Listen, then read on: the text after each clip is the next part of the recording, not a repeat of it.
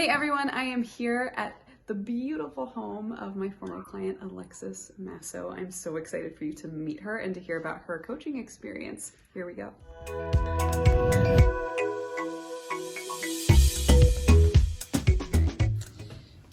How would you describe this cool bohemian house? Like, is it like bohemian chic? Is it something else?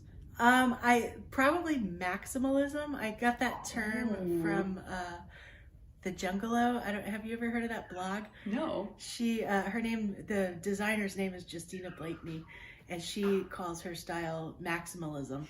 And it's basically lots of plants and lots of everything, just what she loves. Oh my gosh. So it rings bohemian. Yes. But it's, just the idea that like you can't have too much on your walls and everything. Like that is truly my belief. Like a blank space on a wall, I'm like, that's boring. No, yeah. Yeah. Love it. And how tall are you? I am 5'8" and 3/4. What's your astrological sign? Gemini. Are you proud Gemini? I'm proud and true. like they wrote the description of Gemini about me, I feel like. Amazing. All right, so let's talk a little bit about coaching. Okay. What inspired you to hire a coach? So the opportunity to hire a coach actually fell in my lap. I had just gone through a really difficult period in my life and actually was struggling through a big depression.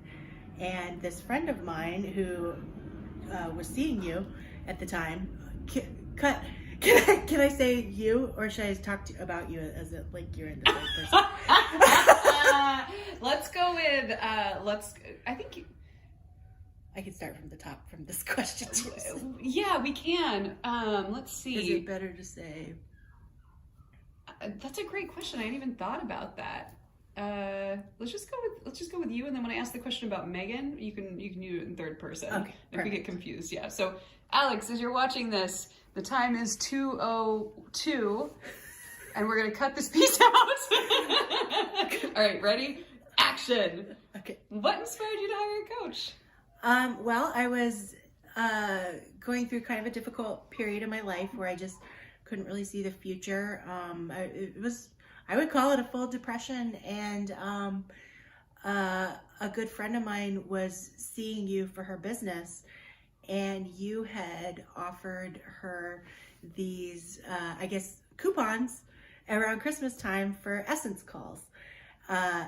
And she was like, I've been trying to figure out who I'm going to give this to. And I want to give it to you. And I was like, well, okay, that sounds great. And so I went in. I didn't know what Essence call meant or anything, but it was like, I think it was like a 2-hour call or like an hour and a half. It was like a really generous amount of time for this like actual gift. Like didn't cost any money or anything. And so we did the Essence call, and we came up with what became my Essence words, words that I still keep with me. And in the call, I felt so connected to you, and just connected to myself, and good.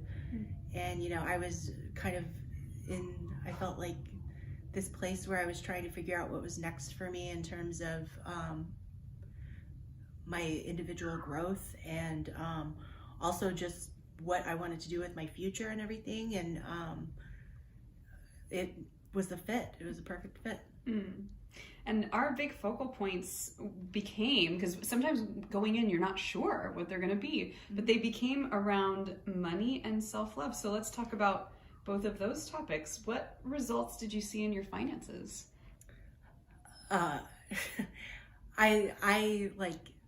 marvel about this a lot still, like where I'll just have a moment where I'm like, I just changed my relationship to it. I became a source of responsibility in something that I felt like I had very little control over before I was working with you. And it's something that I still manage today. It's something that I've been able to get my partner on board with. And we are I think one of my goals with that was to get to a place where I didn't have to worry about the waxing and waning of money, and that I developed a system where I could just trust the system. And I am like there now, like all these years later, it's not even something that we worry about that often, and we're really fortunate. But it also was a lot of work to get it together and to formulate the plan that we still follow. And we'll talk about this with the next question too, but you were so incredibly diligent about taking the things that we talked about and applying them in your life. I mean, how did you do that? And what would you recommend for people that are starting the coaching journey?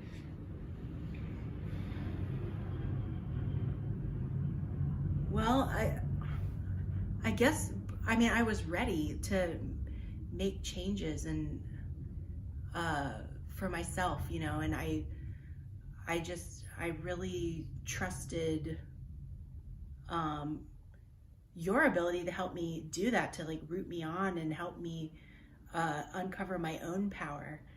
And I made a lot of like actual time for it too, like to work on the practices and to commit to my investment, because coaching is an investment. And I mean, I love that word for it too, because you get so much out of it. If you are approaching it that way and you're looking at it like, okay, I've invested money in creating a plan to live the life I want to live, and now I have to commit to the actions to back that up. And it's a practice. I love that. Yeah, and it really is that, you can get a lot out of just coming to the sessions, but what I see consistently is that with people like you, if they're willing to show up and do the work, they get so much more, and it really enriches the conversations. Yeah, because that's not to say that like every week was perfect. There were certainly there were lots of weeks that I think, because I remember we would make a few goals for me, and there were certain, and we called them practices, and I loved that. There were certain things that wouldn't get done, and certain things I would easily get done. And so like that was also great and valuable, because it was a nice example of where I needed extra attention, like what was my blockage around doing this one thing when I'm so capably doing this other. And it helped me examine myself with just kind of this removed analysis, without making myself wrong or bad. I was just like, that's interesting. I was like curious about it. And I was able to take pride in what I was doing well with and give love to what I was still working on. And you were too. You were able to help me navigate that. Yeah, we really took we learned the lessons from what got done. We learned the lessons from what didn't get done. I think with a lot of people learning to have compassion for the things that didn't get done and approach it from a place of curiosity, like you said, rather than from a place of, I did something wrong by not doing this, becomes a central theme and a place to practice self-compassion. Yeah, and it's something that can become your like new way of being for everything, because it's like coaching is just like this, I felt like it was this great, just like kind of micro universe of what you're experiencing in every other moment of your life. You're just doing it under a microscope, and it's a way for you to apply what works elsewhere. Yeah, this is a perfect segue into the next piece around the breakthroughs that you had with self-love. Tell us about some of that and how that was for you. That part of it for me has been, the finances mattered, and I've loved that, just what I've taken with it to date. But the things that we worked on with just my relationship to myself have just, it makes me feel emotional still to think about just how far I've come. I remember, you know, sharing with you just some of the powerlessness I felt in my life, and just feeling seen for my power beyond what that story was, and just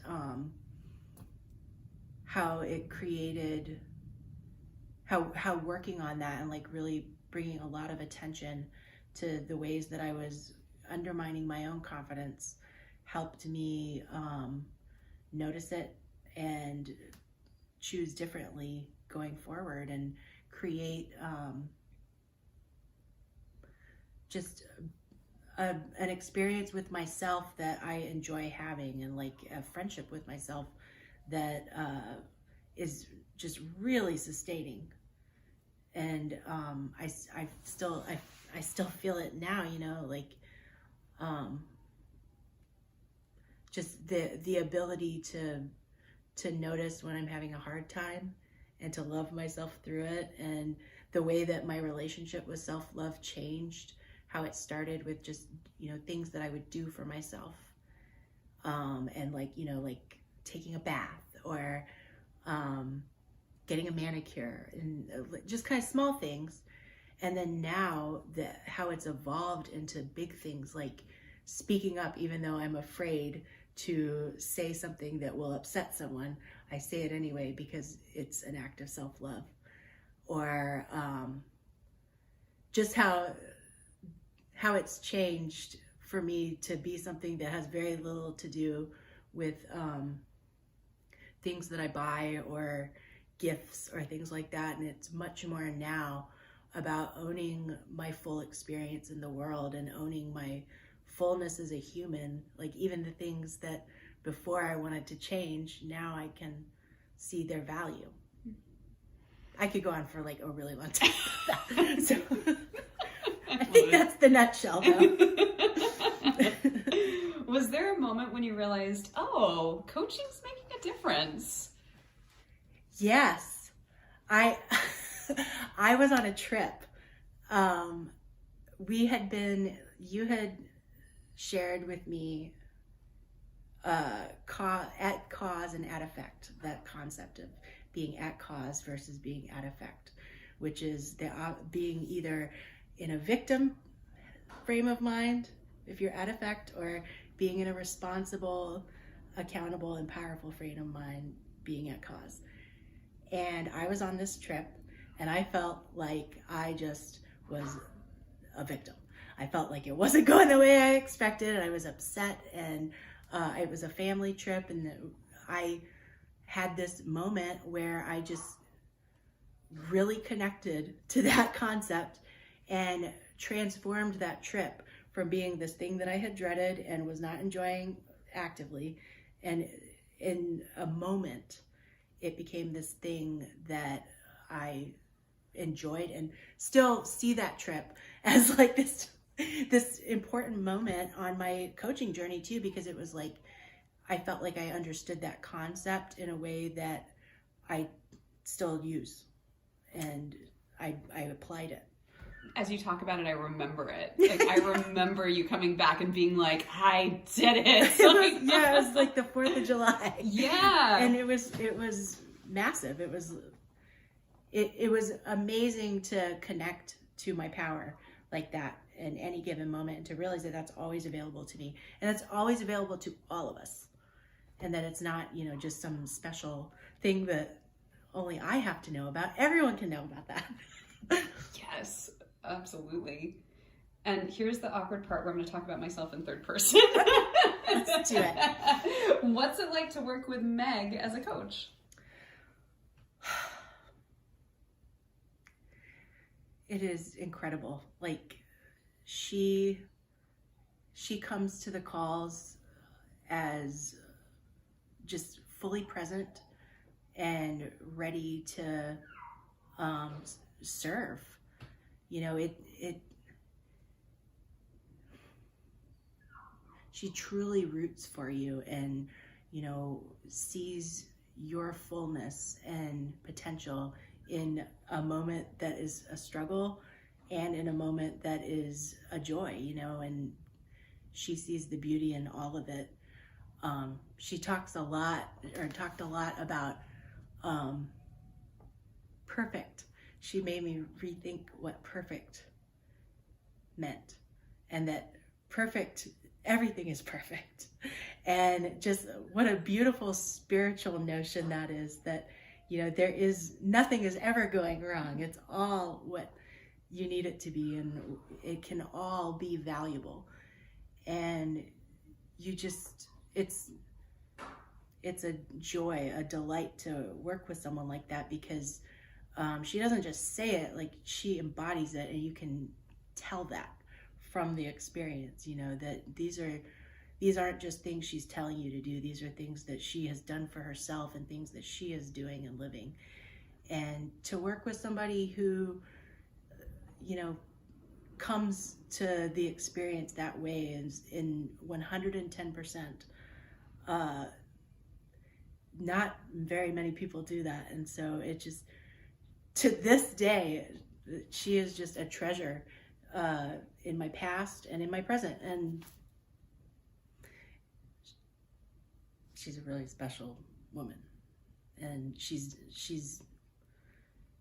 deserves the best in the world, because she gives the best. Thank you. Just want to I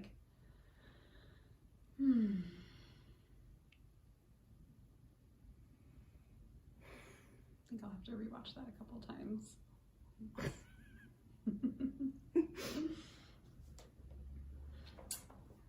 Does coaching still impact your life today? And if so, how? It definitely does.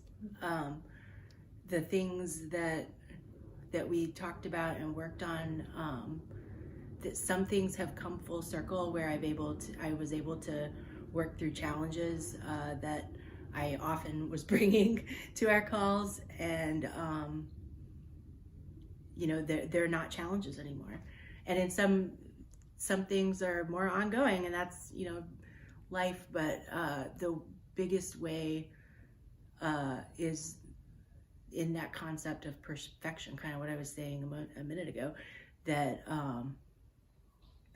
I don't look at a situation with the judgment of this is bad or good anymore.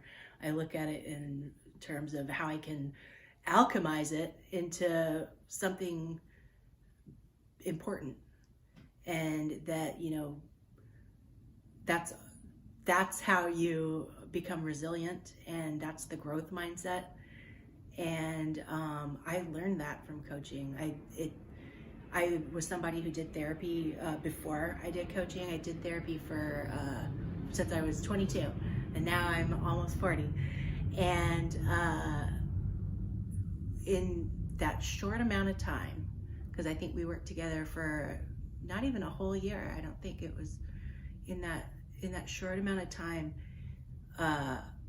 The way that I approached that aspect of my life, that personal development aspect, changed completely, because I realized that what I needed was right here the whole time, plot twist, and that that was all I did need. You know, that now when I work, I still see a therapist, and it's a completely different experience. I come with that same thing, that same way of working that I got out of coaching, that you know, you approach something that you want to change and alter, and as fully capable. And it's an enormous difference in who I was before I met you. Enormous. And it's been a couple of years now. And I mean, still, like, you're with me. I feel like every day, like the things we worked on, the lessons that I learned from it. And it's one of the most important things I did in my adulthood. Oh, I know, me too. Oh. All right, I'm gonna pause so we can hug. This was beautiful. Okay.